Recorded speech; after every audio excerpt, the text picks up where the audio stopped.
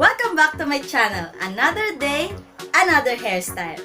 If you're new to this channel, please subscribe and click the notification bell to get notified when I post new videos.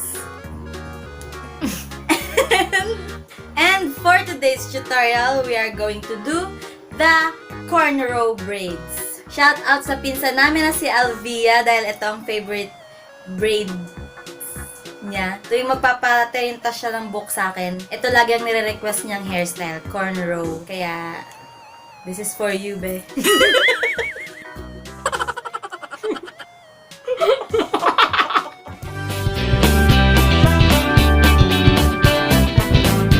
Nag-prepare ako ng 3 part na i-cornrow.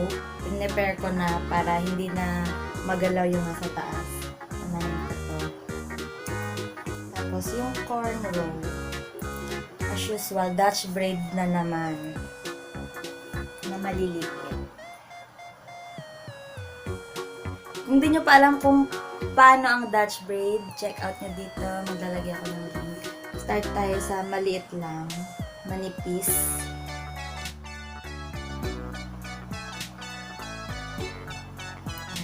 Start tayo sa manipis.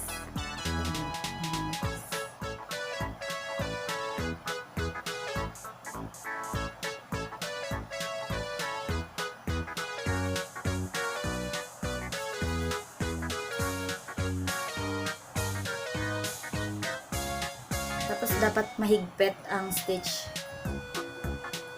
para kapit na kapit sa anit.